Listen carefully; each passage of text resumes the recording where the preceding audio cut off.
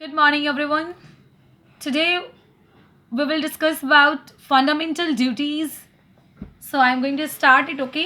Fundamental means क्या होता है? मौलिक, मूल. And duties means क्या होता है? कर्तव्य. तो कौन कौन से हमारे मौलिक कर्तव्य हैं उनके बारे में यहाँ पे हम लोग पढ़ेंगे. ओके. क्योंकि जिस तरीके से हमें फंडामेंटल राइट्स दिए गए हैं, ओके, मौलिक अधिकार जब हमें मिले हैं, फंडामेंटल राइट्स को हम लोग एंजॉय करते हैं, तो ये बहुत ज़रूरी है कि हमारे कुछ फंडामेंटल ड्यूटीज़ भी हों. ओके. अपने कंट्री के टुवर्ड्स, अपने कंट्री की तरफ हमारी भी कोई जिम्मेदारी हो जिसे हमें निभाना चाहिए. और ऐसा देखो, फंडामेंटल ड्यूटीज़ को मानना ना मानना, करना ना करना, ये हमारी चॉइस होती है. ओके. अगर कोई नहीं करता है तो ऐसा नहीं है कि मतलब उस पे किसी तरीके का केस होगा या फिर उसको किसी भी तरीके का पनिश किया जाएगा किसी भी तरीके से. लेकिन एज अ सिटीज़न, ओके, हमें क्या करना चाहिए? अपने ड्यूटीज़ को भी मानना चाहिए, करना चाहिए उसे. लेकिन देखो, जब स्टार्टिंग में हमारा कॉन्स्टिट्यूशन बना था, ओके, तो उस वक्त हमारे पास फंडामेंटल राइट्स तो मिले थे हमें, लेकिन फंडामेंटल ड्यूटीज़ हमारी नहीं थी. ओके. मतलब जो हमारा ओरिजिनल कॉन्स्टिट्यूशन है, स्टार्टिंग में जब कॉन्स्टिट्यूशन हमारा बना था तो फंडामेंटल ड्यूटीज़ नाम की कोई चीज़ कॉन्स्टिट्यूशन में नहीं थी. लेकिन बाद में क्या हुआ? बाद में 1975 में क्या हुआ था कि हमारी कंट्री में इमरजेंसी लगी थी. ओके. एंड उससे पहले भी बहुत बार कंट्री में 2 बार इमरजेंसी लग चुकी है. जब इंडिया पाकिस्तान का युद्ध हो रहा था एंड इंडिया चाइना का हो रहा था, उस वक्त भी इमरजेंसी लगी थी. तो होता क्या था उस वक्त? बहुत सारे लोग क्या करते थे कि अपने मन का करते थे. ओके. तो क्योंकि लोगों को पता नहीं होता था कि अच्छा उनकी भी कोई जिम्मेदारी होती है, तो उस जस्ट लोगों को रिमाइंड करने के लिए, याद दिलाने के लिए कि एज अ सिटीज़न आपकी भी कुछ जिम्मेदारी है, आपकी भी कुछ ड्यूटी है, उसके लिए क्या किया गया कि फंडामेंटल ड्यूटीज़ को अपनी कॉन्स्टिट्यूशन में ऐड किया गया. तो इसके बारे में आज हमें पढ़ना है. Okay.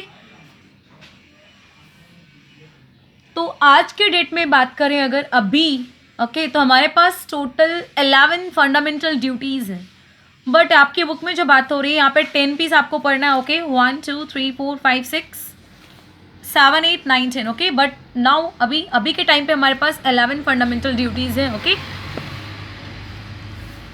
These duties of a citizens were added to the constitution in 1976. ये जो फंडामेंटल ड्यूटीज़ हैं, ओके, जो किन की ड्यूटीज़ है, ये कौन करेगा, किन के लिए है ये सिटीज़न के लिए, ओके, देश के नागरिक के लिए.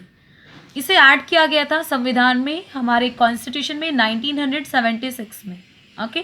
1976 में एक अमेंडमेंट लाया गया था, 42nd अमेंडमेंट एक्ट 1976, एंड जिसके द्वारा क्या किया गया? फंडामेंटल ड्यूटीज़ को कॉन्स्टिट्यूशन में ऐड किया गया. They can not be enforced by law. लेकिन फंडामेंटल ड्यूटीज़ को लागू कराने, कानूनन आप लागू नहीं करा सकते. ओके. मतलब ऐसा कोई कानून नहीं है कि आपको मानना ही पड़ेगा.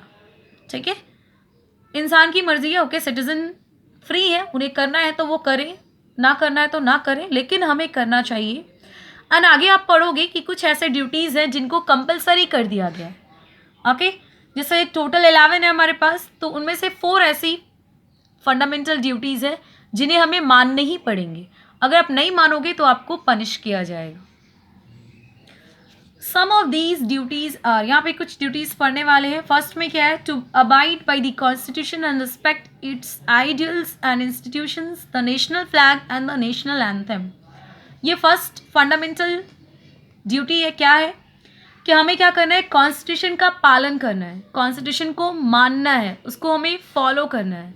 और हमारे कॉन्स्टिट्यूशन के जो भी आइडियल्स, जो भी आदर्श हैं, जो भी इंस्टीट्यूशन है, उसको भी, उसकी भी रिस्पेक्ट करनी है. और हमें अपने national flag, national anthem, Jana Gana मन, इन सब की भी हमें रिस्पेक्ट करनी है. ठीक है. ये जो फर्स्ट वाला है ना फंडामेंटल ड्यूटी, ये कंपलसरी बना दिया गया. ओके. इसे अगर आप नहीं करोगे, अगर आप अपने नेशनल फ्लैग की बेइज्जती करते हो, ओके, रिस्पेक्ट नहीं करते हो, या फिर आप नेशनल एंथम के रिस्पेक्ट नहीं करते, मान लो नेशनल एंथम हो रहा है, जन गण मन गाया जा रहा, आप बैठे हुए हो या कुछ और काम कर रहे हो, देन आपको पनिश किया जाएगा. क्योंकि जो फर्स्ट वाला है ना, ये कंपलसरी है, ये हर सिटीजन को करना ही होगा. ओके. नहीं करोगे तो आपको पनिश किया जाएगा. Second, to cherish and follow the noble ideals which inspired our national struggle for freedom. देखो, हमारे देश को आज़ाद होने के लिए जो भी देश में लड़ाइयाँ लड़ी गई थी, तो जिस भी फ्रीडम फाइटर्स ने लड़ी थी, उनके जो भी नोबल आइडियल्स थे, जो भी आदर्श थे, ओके, जो भी उनके ग्रेट आइडियाज़ थे, उन्हें हमें क्या करना चाहिए, चेरिश करना चाहिए एंड फॉलो भी करना चाहिए, ओके। जैसे कुछ थे ना जिन्होंने कहा था, अंग्रेज़ को क्या बोला था, भारत छोड़ो, ओके। तो जो भी फ्रीडम फाइटर्स थे, उनकी सोच को हमें क्या करना चाहिए, फॉलो करना चाहिए एंड उन फ्रीडम फाइटर्स के आइडियल्स को हमें मानना भी चाहिए एंड उनके लिए हमें इज्जत रखनी चाहिए, उन्हें याद करना चाहिए, okay. Third one, to uphold and protect the sovereignty, unity and integrity of India. And हमें क्या करना है, इंडिया